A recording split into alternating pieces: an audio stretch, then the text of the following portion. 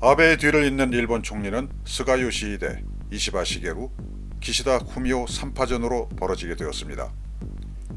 이 영상의 끝을 보시면 아시겠지만 일본 정치의 비민주적인 환경은 절대로 바뀔 조짐을 보이지 않고 있다는 것을 증명하고 있습니다. 당연한 결과입니다.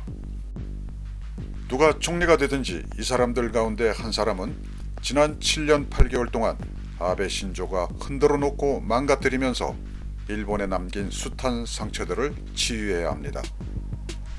누가 총리가 되더라도 그 사람 앞에는 칭찬받는 일보다는 손가락질 받을 일들이 많이 기다리고 있습니다.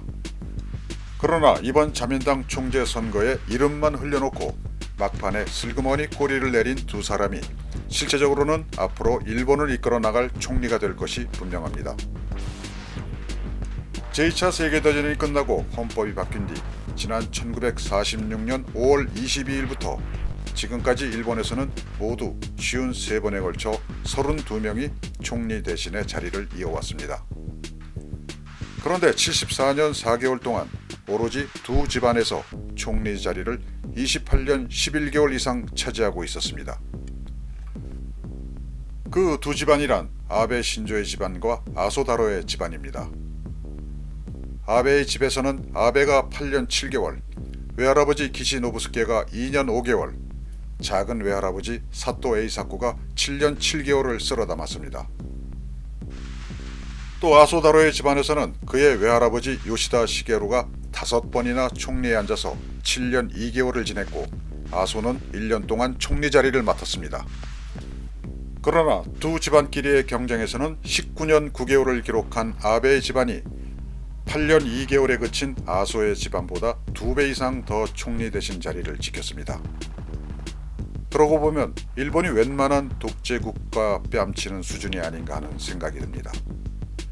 그만큼 일본에서 총리는 아무 사람이나 되는 자리가 아닙니다. 일단 집안 배경이 든든해야 한다는 것을 말해주고 있습니다. 그래서 이번 선거의 결과에 관계없이 힘쓰고 오래가는 총리가 될 가능성의 인물은 출전하지 않은 것입니다. 왜냐하면 아베의 남은 임기 1년을 메꿀 인물은 결국 1년짜리에 불과할 것이기 때문입니다. 출전하지 않은 후보는 고이즈미 신지로와 고노 타로입니다. 내년 9월까지 임기가 결정되어 있는 총리 자리에 앉아 있다가 불필요한 정치적 타격을 입을 필요가 없기 때문입니다. 고이즈미 신지로의 아버지는 87대, 88대, 89대 총리를 지낸 고이즈미 주니치로입니다. 또 신지로의 집안은 증조 할아버지와 할아버지도 모두 정부 대신을 지낸 배경이 든든한 집안입니다. 1981년에 태어나 이제 불혹의 나이인 신지로가 벌써부터 땀을 흘리지 않아도 총리 자리가 그렇게 멀리 있지 않다는 것쯤은 알고 있을 것입니다. 또 고노다로의 아버지는 부총리와 중의원 의장을 지냈던 고노 요헤이입니다. 그의 증조 할아버지는 육군 대장에 칭다오 주둔 일본군 사령관, 할아버지는 농림건설 대신과 1964년 도쿄올림픽 담당 국무 대신을 거친 뒤 부총리를 지냈습니다. 2대 연속 부총리를 지낸 뼈대를 자랑합니다. 그래서 고노다로가 그렇게 뻣뻣한지는 몰라도 집안 배경에서는 어렵지 않게 총리 근처에 접근할 수 있는 인물입니다. 이런 상황에 비추어 볼 때 이번 자민당 총재 선거에 나선 스가, 이시바, 기시다 세 사람의 집안은 초라하게까지 보입니다. 현재 가장 유력한 총재 후보로 꼽히고 있는 스가 요시대는 일본에서도 벽촌으로 통하는 아키타현의 산골에서 딸기 농사를 짓던 스가 와사부로의 장남으로 태어났습니다.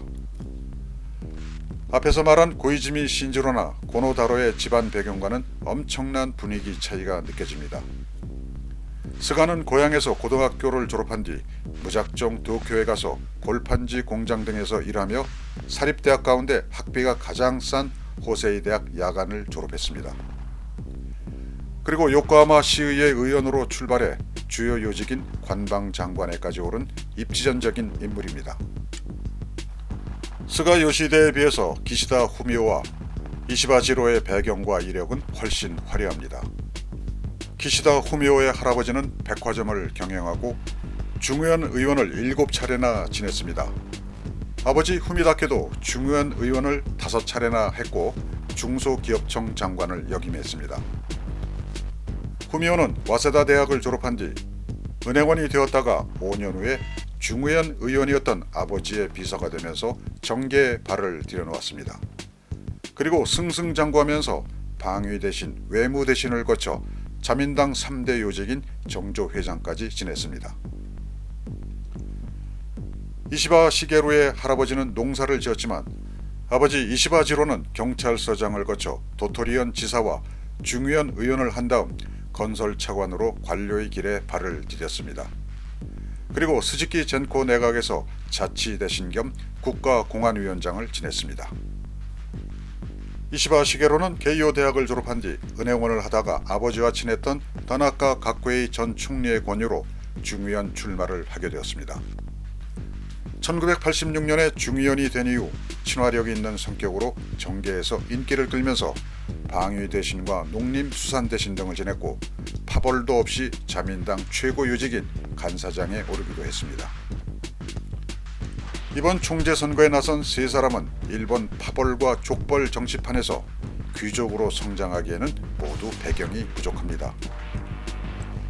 일본 정치가 오래전부터 금권 정치다, 파벌 정치다라는 얘기를 들어오고 있지만 고도 성장이 시작된 1960년대부터 마무리 지어진 90년대까지는 총리직에 오른 사람들의 면면이 지금 생각하면 상당히 신선했습니다. 60년대 초 3번이나 총리가 되었던 이케다 하야토의 집안은 양조장과 염전을 운영했고 금권 정치의 대명사 다나카 가쿠에의 아버지는 말장사를 했으며 할아버지는 목수였습니다. 70년대 총리 미키 다케오의 아버지는 할아버지는 마을 촌장이었습니다. 80년대의 일본 보수 우익의 상징 나카소네 야스로의 집안은 목재상이었고 다케시타 노보루의 아버지는 양조장을 운영했으며 우노 소스케의 아버지는 무직이었습니다. 90년대 총리 가이우 도시키와 무라야마 도미이치의 아버지는 구체적으로 뭘 했는지 알려지지 않은 사람들이었습니다.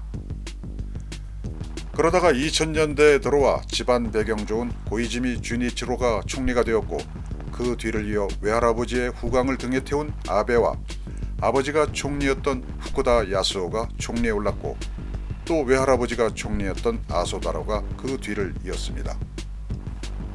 자민당의 족벌 파벌 정치의 염증을 느낀 국민들의 선택으로 정권은 민주당으로 넘어갔습니다. 그러나 3년 만에 다시 돌아온 자민당 족벌 파벌 세력은 아베를 앞세워 총리에 앉혔습니다. 그리고 7년 8개월 동안 일본을 주물렀습니다.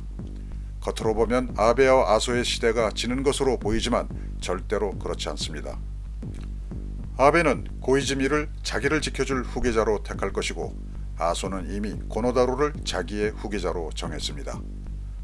다만 앞으로 1년은 숨 고르고 기다려야 할 시간으로 판단했을 뿐입니다.